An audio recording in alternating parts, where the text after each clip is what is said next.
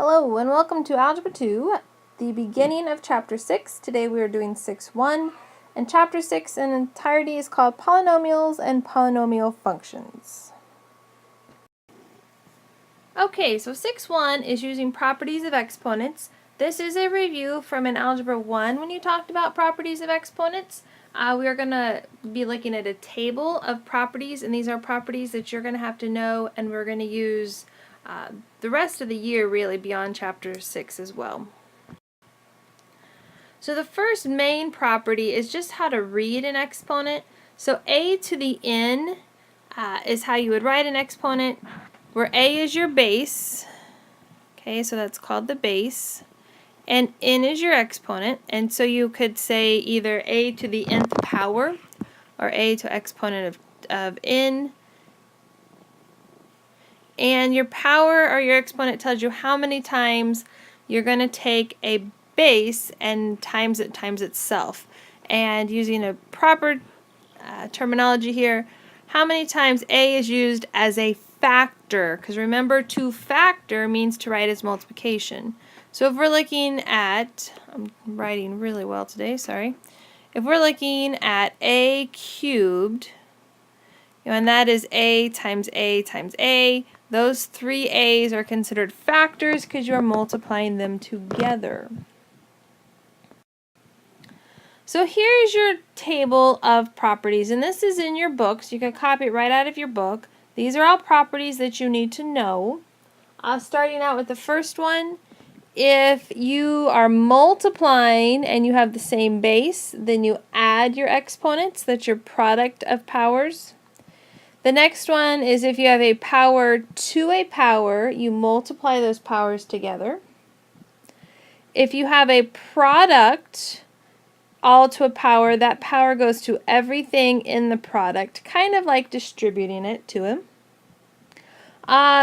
Somewhere the math god said you cannot have negative exponents in a final answer. So if you have a negative exponent on top, you move that term to the bottom and it becomes a positive exponent, and then you would need a placeholder on top if there was nothing else on top. And vice versa, if you have a negative exponent on the bottom, you move it to the top. Anything to the power of 0 is 1, and you can try that out in your calculator. Type in any number at all to the power of 0 and you should get 1. By the way, you should have well, it depends on what calculator you have. Some of you might have a caret key. Some of you might have a y to the x button, and that's how you're going to do powers. If you are dividing and you have the same base, then you subtract your exponents. And if you have a quotient to a power, that power goes to everything in the quotient. Okay. Do keep in mind that m and n in all of these cases are integers, meaning they are not fractions or decimals. But these rules also apply if they are fractions or decimals, but they won't be for us. The exponents won't be fractions or decimals for us anytime soon. All right. So using properties of exponents, we can use it to do two things. We can use it to evaluate some numerical expression, or we can use it to simplify an algebraic expression. And sometimes, we might need to do both there.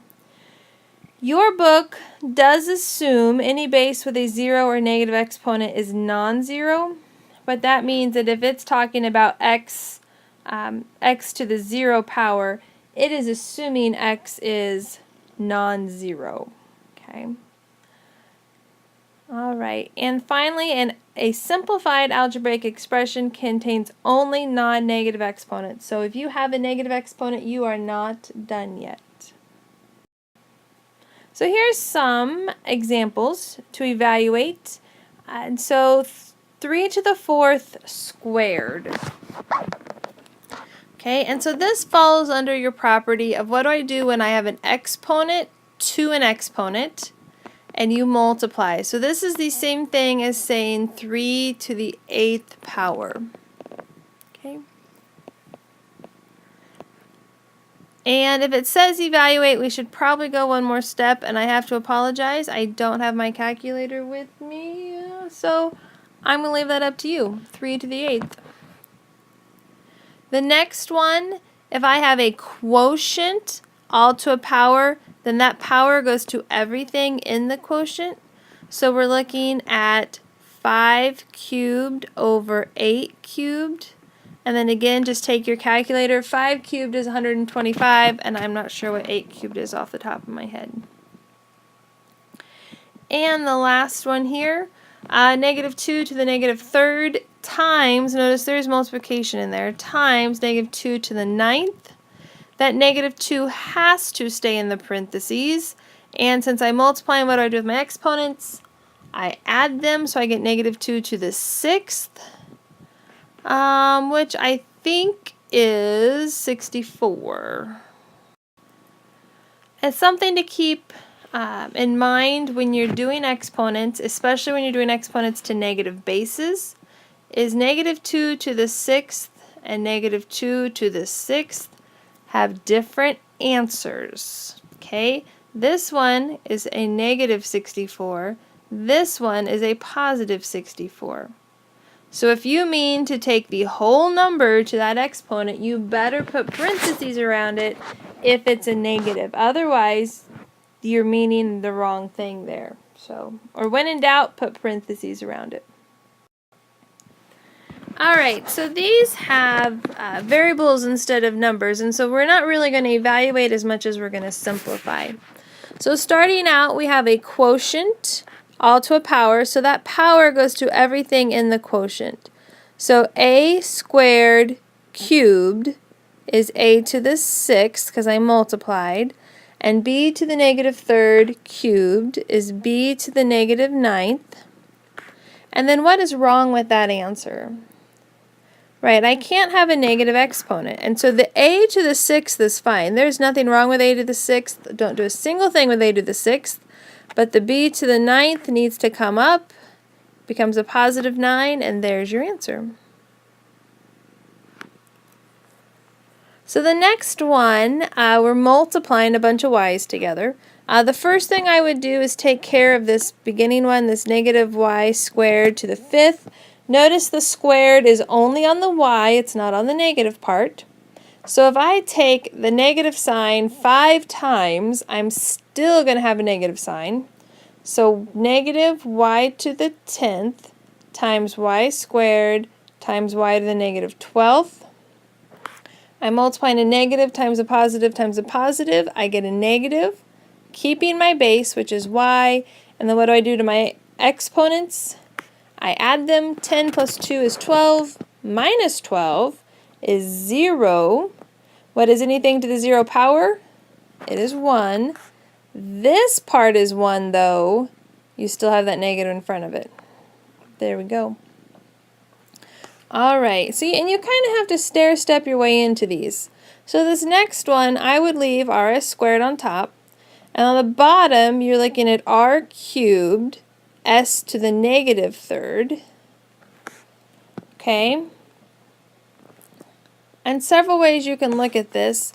Probably it depends. Let's see here. For the r's, you have 1 on top, 2 on bottom. The one on top 1 on top, 3 on the bottom. The one on top cancels with one of them on the bottom. You're going to be left with an r squared on the bottom. The s's, though, I would go ahead and just employ since you're dividing, you subtract. Remember, when you subtract a negative, though, you're really adding. And so you're going to get 5, and so you're going to have an s to the fifth on top, because whenever you subtract like that, you always put your answer on top. So s to the fifth over r squared. Okay, a circular component used in the manufacture of a microprocessor has a diameter of 200 millimeters and a thickness of 0.01 millimeters. What is its volume? So what we're looking at is kind of a flat cylinder, something like that. So we have a diameter of 200 millimeters. I need to get a different pin here. And we have a thickness or a height of 0.01 millimeters. And if we want the volume, you're going to have to remember the volume of a cylinder. And the volume of anything that has a right angle, so you're thinking your cylinder has a right angle, is going to be the area of the base times the height. So since my base is a circle, area of a circle is pi r squared times the height. So we're looking at pi times, well, r is 100 squared times 0.01. Alright, so we multiply all that out. We're going to get a decimal, just really because we have a pi in there. 314.159 millimeters cubed. Okay. So the next thing we need to talk about is scientific notation. And the reason we talk about it here is because since scientific notation uses an exponent, you can use all your properties of exponents.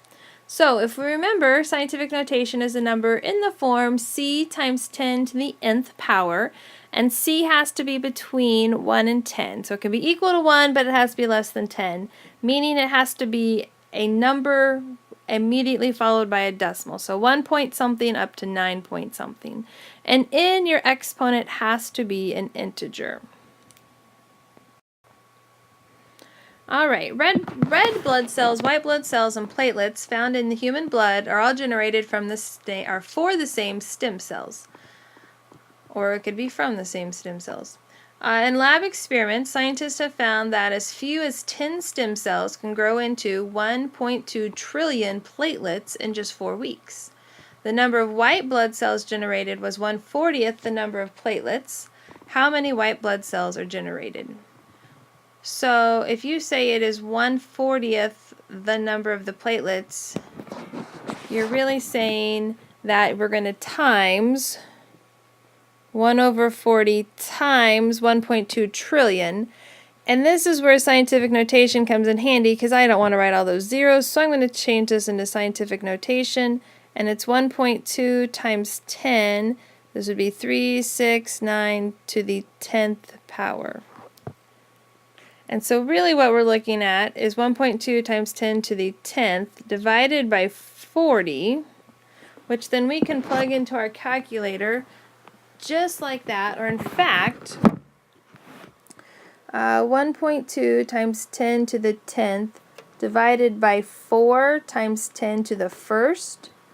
And then all we need to do is take 1.2 divided by 4, which is 0.3, times 10.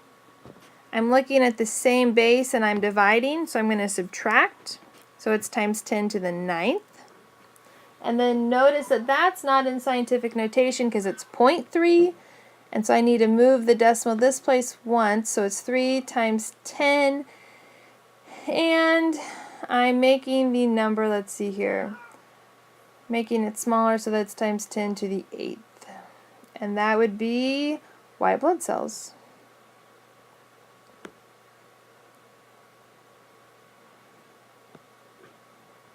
So there's where using your exponents comes in handy. Alright, one more for you. The average adult has about 528 million feet of blood vessels in his or her body. How many times greater is this than the circumference of the Earth, which is about 25,000 miles? Okay, well, our first issue is that we are comparing feet to miles, and so we need to convert those to the same unit. And it doesn't matter which one you convert. I'm going to go ahead. It's 5,280 feet per mile. So if we, let's see here, if we divide 528,000,000 by 5280, this is going to be 100,000 miles. Okay, and so then if I write that in scientific notation, we're looking at 1 times 10 to the 5th over 2.5 times 10 to the 4th. And not that this is how you have to do it, but this is one way you could do it. This is 0.4. So all I did right there is I divided 1 by 2.5. times 10. So I'm going to keep my base, but I'm going to subtract times 10 to the first. But then I need to move my decimal over 1, and so it becomes 4 times 10 to the 0, which is just 4 because this is 1. So it's 4 times greater. All right. Make sure you took good notes, and if you have any questions, write them down, and we can go over them in class next time. Have a good day.